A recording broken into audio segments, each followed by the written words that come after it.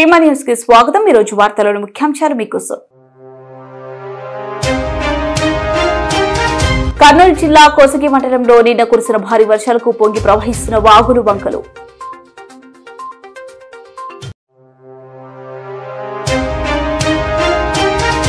జాతీయ ఆహార నూనె గింజల పథకం కింద వేరుశెనగ విత్తనాల పంపిణీలో పాల్గొన్న జిల్లా కలెక్టర్।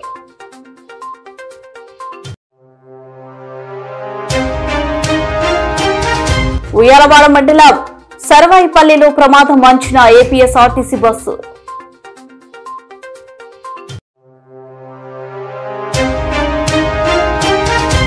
గాజులు తిన్నే ప్రాజెక్టు పరిశీలించిన జిల్లా కలెక్టర్ డాక్టర్ ఏ సిరి।